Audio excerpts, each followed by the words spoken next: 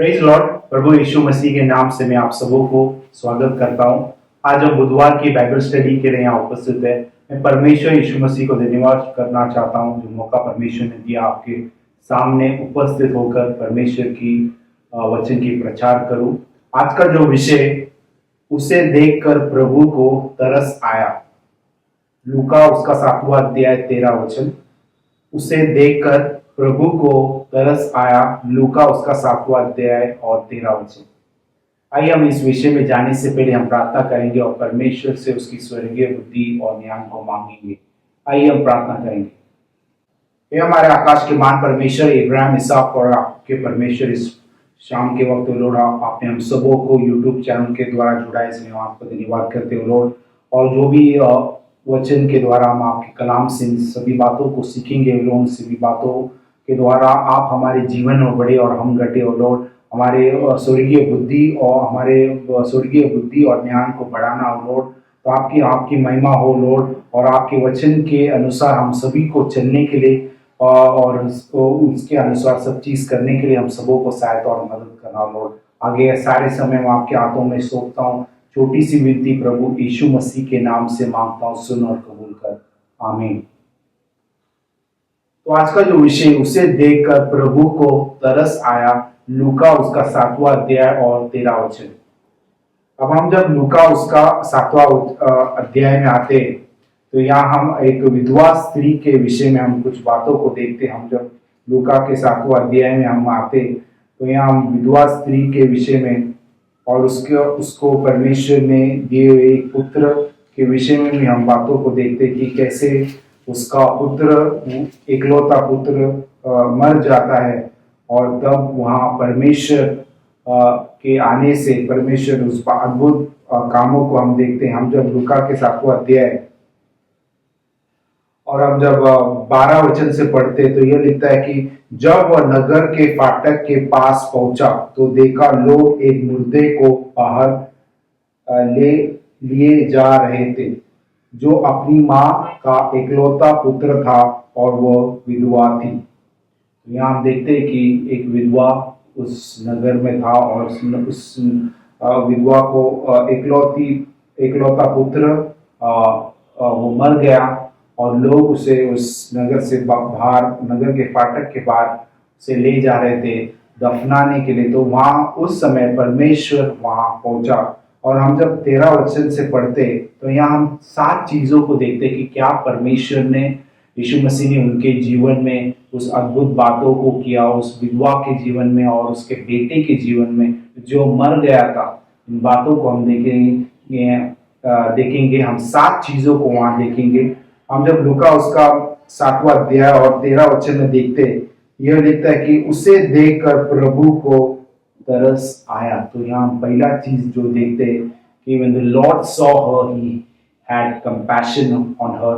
उसे देखकर प्रभु को तरस आया। और दूसरा चीज यीशु मसीह ने जो कहा, यह कहा कि मत रो, weep not। और तीसरा है, ये लिखता है कि तब उसने पास आकर अर्थी को छुआ, he touched the coffin। यहाँ हम देखते हैं कि परमेश्वर पास आकर उस अर्थी को छुआ, यह तीसरा चीज है। और चौथा है, परमेश्वर यीशु मसीह ने कहा, हे जवान, मैं तुझसे कहता हूँ उठ, यंग मैन आई से unto thee arise। तो यहाँ हम देखते हैं कि चौथा चीज, पांचवा है, तब वह मुर्दा उठ बैठा। तो हम देखते कि पांचवा चीज, तब वह मुर्दा उठ बैठा। और छठवा है, वह बोलने लगा। सातवां है, उसने उसे उसकी माँ को सौंप दिया, ही delivered him to his mother. तो यहाँ हम देखते हैं कि 7 बातों को हम देखेंगे क्या क्या परमेश्वर ने इस विधवा के जीवन में और उसके बेटे के जीवन में किया। इन बातों को हम वचन से देखेंगे। अब हम जो पहला चीज देखेंगे, जो शब्द है तरस या कंपैशन, जैसे वचन लिखता है कि उसे देखकर प्रभु को तरस आया। तो कंपैशन जो शब्द है उसके विषय में हम कुछ बातों को वचन से देखेंगे। हम जब भजन संगीता उसका 86 अध्याय में आते, साम्स 86 और उसका 15 वचन में हम जब आते हैं तो यह लिखता है कि परंतु प्रभु तू दयालु और अनुग्रहकारी परमेश्वर है, तू विलंब से कोप करने वाला और अति करुणामय परमेश्वर है। तो यहाँ हम देखते हैं कि परमेश्वर, और जैसे अंग्रेजी में लिखता है, he is a Lord full of compassion. परमेश्वर तू दयालु और अति करुणामय परमेश्वर है। तो आज हमने इस विषय में देखा कि कैसे परमेश्वर जो तरस खाने वाला परमेश्वर है और दया करने वाला परमेश्वर है, वही परमेश्वर इस वचनों के द्वारा उस विधवा के जीवन में जो दया या तरस खाया और उस अद्भुत बातों को परमेश्वर ने उसके जीवन में प्रकट किया, इन बातों को हम इस वचन के द्वारा देखते। तो आज हमने पहले चीज को देखा कि परमेश्वर हमारा तरस खाने वाला या दयालु या अति करुणामय परमेश्वर is a God full of compassion, and the compassion that he showed in the life of the widow. तो आज हमने इन बातों को देखा कि कैसे परमेश्वर ने उस दया को प्रकट किया उस विधवा के जीवन में। इन बातों को देखा कि क्योंकि परमेश्वर एक दयालु परमेश्वर है। अब हम दूसरा शब्द को देखेंगे। हम जब दूसरा यह कि परमेश्वर ने उस विधवा से कहा मत रो, वीप नॉट। हम जब भजन संगीता उसका 30वां अध्याय और 5वां वचन में आते, साम्स 30 और उसका 5th वर्स में जब हम आते तो यह लिखता है कि कदाचित रात को रोना पड़े परंतु सवेरे आनंद पहुंचेगा। तो यहाँ हम देखते हैं कि कैसे भजन संगीता में बातों को लिखा है कि जैसे विधवा स्त्री भी अपने जीवन में उस सभी बातों को किया होगा कि कदाचित रात को रोना पड़े परंतु सवेरे आनंद होगा। हमारा परमेश्वर एक आनंद देने वाला परमेश्वर है, हमारे जीवन में आनंद लाने वाला परमेश्वर। और इस मरण की छाया में से परमेश्वर ने उन विधवा को उस जीवन में प्रवेश किया। तो इन बातों को हमने देखा कि कदाचित रात को रोना पड़े परंतु सवेरे आनंद पहुंचेगा, और परमेश्वर ने विधवा के जीवन में आनंद पहुंचाया। इन बातों को भी हमने देखा। अब हम जब लूका के 8वां अध्याय में आते और उसका 52वां वचन में आते, लूक चैप्टर 8 वर्स 52, तो यहाँ देखते हैं कि याईर नामक एक मनुष्य था जो आराधनालय का सूबेदार था और उसकी एकलौती बेटी थी। जैसे विधवा की एकलौता पुत्र था और उसकी एकलौती बेटी थी जो मरने पर थी, और उसने परमेश्वर के सामने आकर वो हम जब वचन को देखते हैं और वचन लिखता है कि वह यीशु के पांवों पर गिर के उससे विनती करने लगा कि मेरे घर चल। तो यहाँ हम देखते हैं कि कैसे इस आराधनालय के सरदार याईर ने परमेश्वर के सामने अपने बेटी के लिए जो मरने पर था उसके पांवों पर गिर कर उससे विनती करने लगा कि हे कि मेरे घर चल। तो यहाँ हम देखते हैं कि इन बातों को हम देखते हैं कि, और हम जब 52वां वचन में आते तो जब परमेश्वर उनके घर गया तो यहाँ यह लिखता है कि उन परमेश्वर ने उन सबों से कहा रो मत, वह मरी नहीं परंतु सो रही है। तो यहाँ हमने देखा कि कैसे परमेश्वर ने उस याईर की बेटी के जीवन में भी काम किया और यह कहा कि रो मत, वह मरी नहीं परंतु सो रही है। क्योंकि हम जब विश्वास में मरते हैं तो हम मरते नहीं परंतु वचन लिखता है कि हम सोते हैं, क्योंकि परमेश्वर ने जैसे मार्ता से कहा पुनरुत्थान और जीवन मैं हूँ, and the resurrection and life. जो कोई मेरे पर विश्वास करता है वो अनंत काल का जीवन पाएगा, वह मृत्यु न देखेगा। तो यहाँ बातों को देखा कि कैसे परमेश्वर ने इस बेटी के जीवन में काम किया। उन सभी घर वालों और याईर से कहा कि मत रो, क्योंकि वचन में लिखता है कि वह मरी नहीं परंतु सो रही है। तो आज हम इन बातों को इस दूसरे विषय में देखा कि मत रो जो शब्द है कि कैसे परमेश्वर ने उस विधवा स्त्री से कहा कि मत रो। यहाँ हमने देखा कि कैसे परमेश्वर ने याईर और उसके सभी घर वालों को से कहा कि मत रो मत, वह मरी नहीं परंतु सो रही है। इस बातों को हमने देखा। अब हम तीसरा विषय में आएंगे। हम जब तीसरा शब्द जो है छुआ, जैसे वचन लिखता है कि तब उसने पास आकर अर्थी को छुआ, ही टच्ड द कॉफिन। तो आज हम उस छुआ के विषय में कुछ वचनों को देखेंगे टच के विषय में। हम जब मत्ती के 8वां अध्याय में आते हैं, मैथ्यू चैप्टर 8, यहाँ हम देखते हैं कि एक कोड़ी के विषय में कुछ वचनों को हम देखते हैं कि जैसे वचन में लिखता है कि मत्ती के 8वां अध्याय दूसरा वचन से हम जब पढ़ते हैं तो ये लिखते हैं कि और देखो एक कोड़ी ने पास आकर उससे प्रणाम किया। यहाँ हम देखते हैं कि एक कोड़ी परमेश्वर के पास आकर उसे प्रणाम किया और कहा, हे प्रभु यदि तू चाहे तो मुझे शुद्ध कर सकता है। और यीशु ने, हम जब तीसरा जो मुख्य वचन है हम जब पढ़ते तो ये लिखता है कि यीशु ने हाथ बढ़ाकर उसे छुआ और कहा, मैं चाहता हूं कि तू शुद्ध हो, और तुरंत कोढ़ से शुद्ध हो गया। तो यहाँ हम देखते हैं कि कैसे परमेश्वर ने हाथ बढ़ाकर उसे छुआ और कहा कि मैं चाहता हूं कि तू शुद्ध हो जा, और तुरंत कोढ़ से वो शुद्ध हो गया। तो यहाँ हम देखते हैं कि कैसे परमेश्वर ने इन बातों को, जैसे परमेश्वर ने उस विधवा स्त्री की बेटे की अर्थी को छुआ और परमेश्वर ने उसे जी उठाया।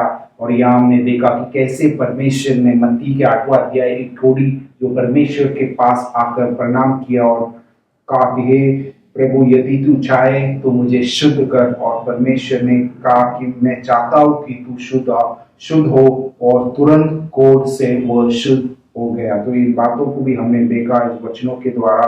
अब हम जब मत्ती के 8वां अध्याय में आते, यह वचन हम जब 14 वचन में आते तो यह लिखता है कि यीशु जब पतरस के घर आया तो उसने उसकी सास जो जोर से पड़ी देखा, उसने उसका हाथ छुआ और उसका ज्वर उतर गया और वह उठकर उसकी सेवा करने लगी। तो यहाँ देखते हैं कि पतरस की जो सास जो बीमार थी, उसे बुखार था, वो लेटी थी या पड़ी थी। तो वचन लिखता है कि परमेश्वर ने उसका हाथ उसे छुआ और उसका ज्वर उतर गया और वह उठकर उसकी सेवा करने लगी। तो आज हमने इन बातों को देखा कि कैसे परमेश्वर ने उस कोढ़ी जो परमेश्वर के पास आकर उसे प्रणाम किया और परमेश्वर ने अपने हाथ बढ़ाकर उस कोढ़ी को छुआ।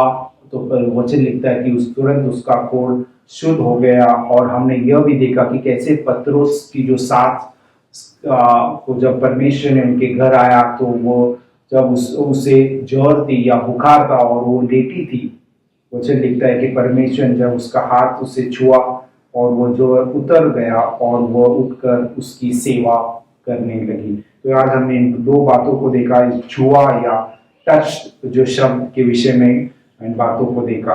अब हम जब तीसरा शब्द को देखेंगे, ये लिखता है कि हे जवान मैं तुझसे कहता हूँ उठ। यहाँ हम देखते कि कैसे परमेश्वर ने उस मरे हुए व्यक्ति जो जवान बेटा जो विधवा स्त्री का गुजर गया था, तो परमेश्वर ने उसे कहा कि हे जवान मैं तुझसे कहता हूँ उठ, आई से अनटू दी अराइज। तो अराइज या उठ उस शब्द के विषय में हम कुछ वचनों को देखेंगे।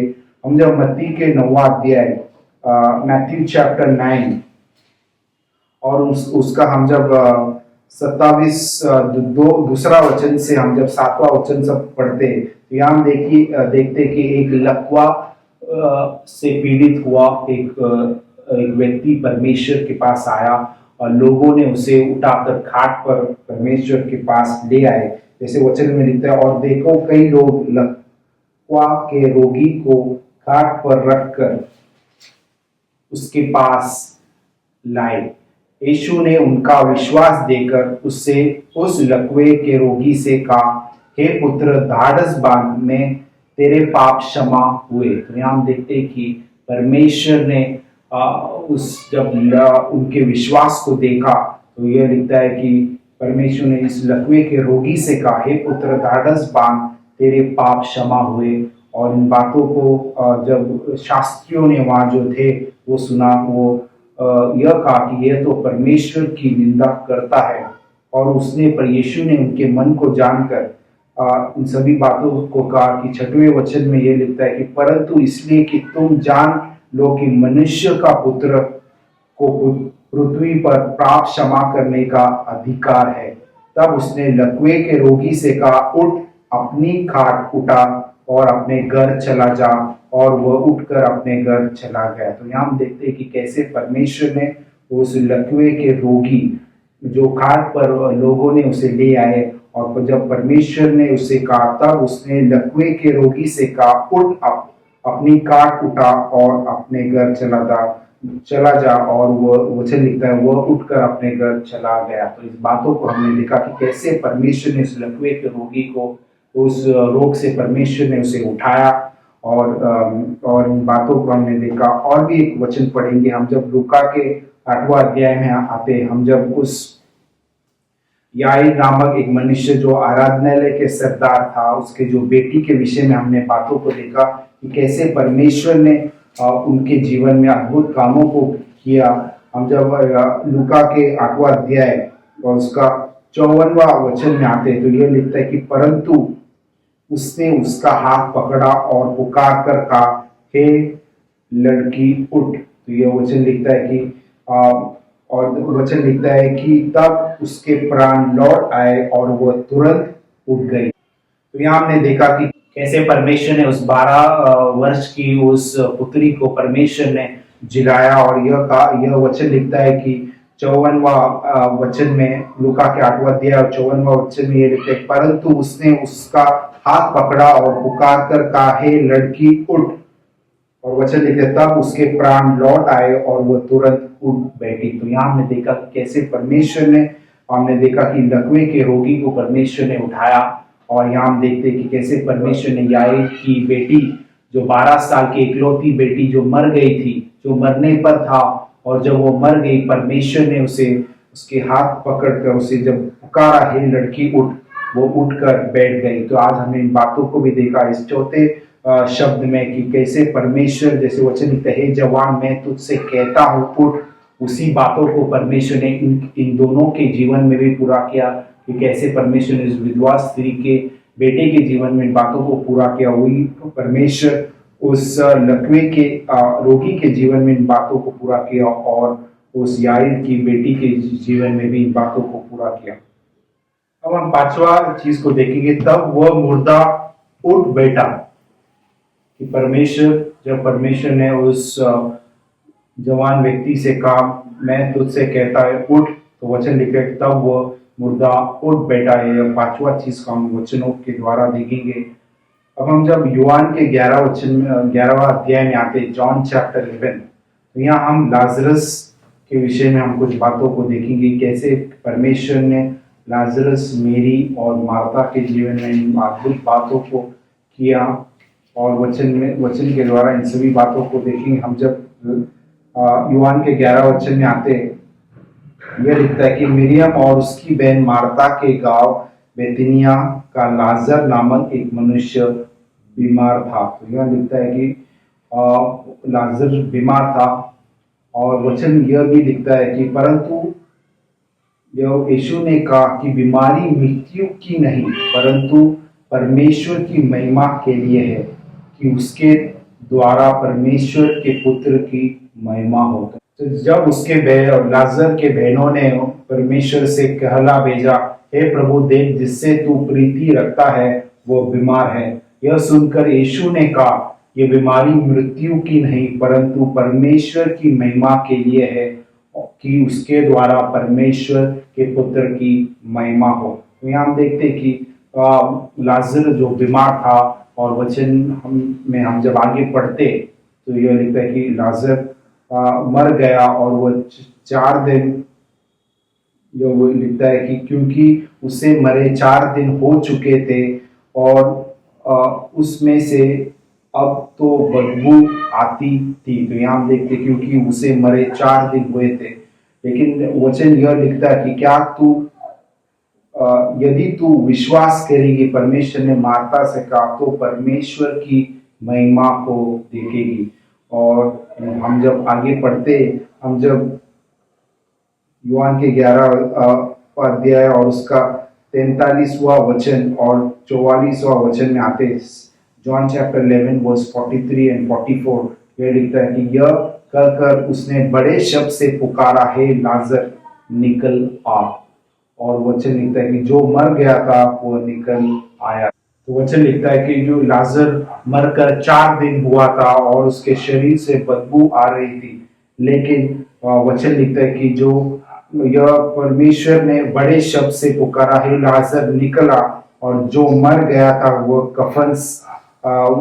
जो मर गया था वो निकल आया। तो आज हम इन बातों को देखा कि कैसे परमेश्वर ने उस विधवा स्त्री की जवान बेटे से कहा कि मैं तुझसे कहता हूँ कि उठ, और वो मुर्दा उठ गया। तो यहाँ हम देखते कि लाजर जो 4 दिन कब्र में था, और जब परमेश्वर ने बड़े शब्द से पुकारा, हे लाजर उठ, तो वचन लिखता है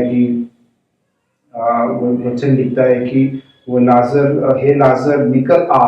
तो वचन लिखता है कि जो मर गया था वो निकल आया। तो इन बातों को भी हमने वचन के द्वारा देखा। और हम जब लूका के 8वां अध्याय में आते, तो हमने जैसे याईर की बेटी, जो 12 साल की इकलौती बेटी थी, वो मरने पर थी, और वचन लिखता है कि वो जब मर गई तो लोग रोने लगे। तो परमेश्वर ने कहा मत रो, वो मरी नहीं है परंतु वो सो रही है। तो हम जब लूका के 8वां अध्याय उसका 54वां वचन में आते, लूक चैप्टर 8 वर्स 54 में आते, तो परमेश्वर ने उससे कहा, हे लड़की उठ। तब उसके प्राण लौट आए और वो तुरंत उठ बैठी। तो यहाँ हम देखते हैं कि कैसे परमेश्वर ने उन सभी लोगों को जो मर गए थे, परमेश्वर ने उन्हें उठाया। और उसी तरह परमेश्वर ने उस विधवा के बेटे को भी परमेश्वर ने जब कहा कि उठ, वो मुर्दा उठ बैठा। तो आज हमने इन बातों को देखा, इन 2 विषयों को देखा कि कैसे परमेश्वर ने लाजर जो 4 दिन मरा हुआ था, उनके जीवन में भी परमेश्वर ने जब कहा लाजर निकल आ, तो लाजर जो मर गया था वो निकल आया। और हमने याईर की बेटी के विषय में भी देखा, जब परमेश्वर ने कहा, हे लड़की उठ, तब उसके प्राण लौट आए और वो तुरंत उठ बैठी। तो आज हमने इन बातों को देखा, क्योंकि हम जब मत्ती के 11वां अध्याय और उसका 5वां वचन में आते हैं, मैथ्यू चैप्टर 11 वर्स 5, मत्ती उसका 11वां अध्याय और 5वां वचन में लिखता है, परमेश्वर यीशु मसीह के विषय में जो अद्भुत कामों को परमेश्वर ने नए करार में किया। ये लिखता है कि अंधे देखते हैं और लंगड़े चलते फिरते हैं, कोढ़ी शुद्ध किए जाते हैं और बहरे सुनते हैं, मुर्दे जिलाए जाते हैं और कंगालों को सुसमाचार सुनाया जाता है। तो यहाँ हम देखते हैं कि कोढ़ी शुद्ध किए जाते हैं, कि कैसे परमेश्वर ने उस कोढ़ी को छुआ और उसके कोढ़ तुरंत वो शुद्ध हो गया। और यहाँ हम देखते हैं कि कैसे परमेश्वर ने मुर्दों को जिलाया, कि कैसे परमेश्वर ने उस विधवा स्त्री के इकलौते पुत्र को जिलाया, कैसे परमेश्वर ने लाजर जो 4 दिन मरा हुआ व्यक्ति को परमेश्वर ने जब कहा कि लाजर निकला, और जो मरा हुआ तो निकल आया।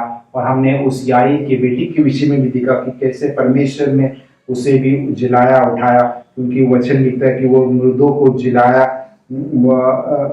को जिलाया और वो कोढ़ी को भी चंगा किया। इन बातों को भी हमने इस वचन के द्वारा देखा।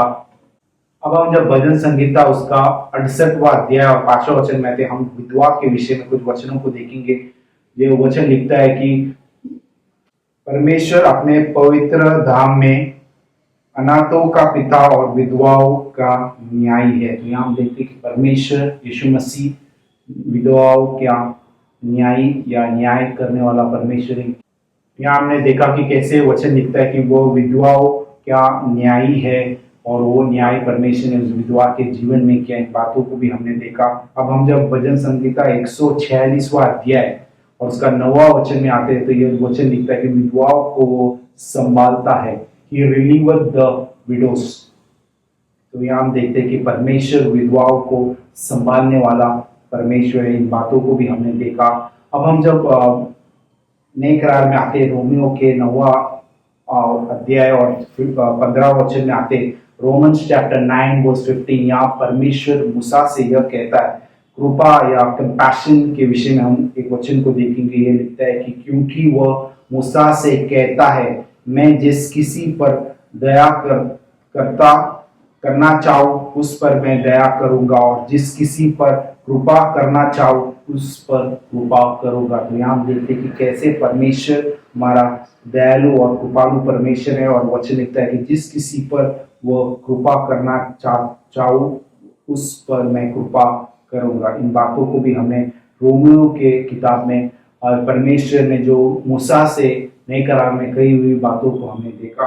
अब हम जब अंतिम में वचन में आते हैं, हम जब लूका के 7वां अध्याय और हम जब 16 वचन में आते हैं कि कैसे परमेश्वर ने उस विधवा स्त्री के जीवन में उस अद्भुत बातों को किया और कैसे परमेश्वर ने उस मरे हुए उसके पुत्र को परमेश्वर ने जिलाया। इन सभी बातों को देखकर 16 वचन में यह लिखता है कि इससे सब पर भय छा गया और वे परमेश्वर की बड़ाई करके कहने लगे, हमारे बीच में एक बड़ा भविष्यद्वक्ता उठा है और परमेश्वर ने अपने लोगों पर कृपा दृष्टि की है। तो यहाँ हमने इन बातों को देखा कि इससे सब पर भय छा गया, क्योंकि इस अद्भुत कामों को देखकर सभी लोग डर गए या भय छा गया और परमेश्वर की बड़ाई करने लगे। तो आज हम इन बातों को देखा कि कैसे परमेश्वर ने लाजरुस को जब उठाया, कैसे परमेश्वर ने उस याईर की बेटी को उठाया, उसी समय भी लोग चकित हुए और अचंभित हुए कि कैसे परमेश्वर ने इन बातों को किया। और वही बात यहाँ भी हम देखते कि कैसे परमेश्वर ने इन बातों को के करने के द्वारा लोग परमेश्वर की बड़ाई करने लगे। इन बातों से परमेश्वर इन वचनों से परमेश्वर आप सबों को आशीष करे। तो आज हमने इन वचनों के द्वारा देखा कि जब परमेश्वर ने उससे देखा, परमेश्वर ने उस पर तरस खाई और सचमुच हमारा परमेश्वर एक तरस खाने वाला या कृपा करने वाला परमेश्वर है। और आज हम भी जो भी अवस्था में है, तकलीफ में, उसी अवस्था में हम जब करें, जैसे उस कोढ़ी ने परमेश्वर के सामने जाकर प्रणाम किया और परमेश्वर ने उसके हाथ बढ़ाकर उसके हाथों को छुआ और उसके खोट तुरंत चंगे हो गए और वो शुद्ध हो गया। इन बातों को के द्वारा परमेश्वर आप सबों के जीवन में आशीष करे, क्योंकि वही हमारे सारे अवस्थाओं से हमें वो छूने वाला और हमें उठाने वाला परमेश्वर है। इन सभी बातों से परमेश्वर आप सबों को आशीष करे। और हम विदा होने से पहले हम सबों के लिए प्रार्थना करेंगे जो बीमार में है, तकलीफ में, जो पीड़ाओं में, और परमेश्वर इस विश्वास की प्रार्थना के द्वारा उन सभी को जिलाए और उठाए। आइए हम प्रार्थना करेंगे। ये हमारे आकाश के मान परमेश्वर, इब्राहिम, इसहाक और याकूब के परमेश्वर लॉर्ड, इन सभी वचनों के लिए हम आपको धन्यवाद करते हैं लॉर्ड, क्योंकि वचन लिखता है कि जो उसे देखकर प्रभु या यीशु मसीह को तरस आया। तो क्योंकि आप हमारा तरस खाने वाला और दया करने वाला परमेश्वर है लॉर्ड, आपकी उस महान दया और कृपा के लिए हम आपको धन्यवाद करते हो लॉर्ड। और विशेष करके जो भी लोग पीड़ाओं में, वो लोग तकलीफों में, बीमारों में, वो लोग, और जैसे परमेश्वर ने उस लोगों को उस मरण की छाया में से, उस मरण से जिलाया, क्योंकि आप ही हमारा पुनरुत्थान और जीवन है लॉर्ड। और इन सभी बातों से लोग, जो भी लोग इन सभी मुश्किलों में, पीड़ाओं में, आप उन सबों को आप चंगा करना लॉर्ड। आपके वचन बेचकर, आपके खाए हुए घोड़ों के द्वारा आप उन्हें चंगा करना, खड़ा करना लॉर्ड, आप ताकि वो सभी लोग आपकी महिमा और आपकी स्तुति आराधना कर सके लॉर्ड। आगे सारे समय मैं आपके हाथों में सौंपता हूँ। छोटी सी विनती प्रभु यीशु मसीह के नाम से मांगता हूँ, सुन और कबूल कर, आमीन। Thank you, praise the Lord. परमेश्वर आप सबों को इस वचन के द्वारा आशीष करे।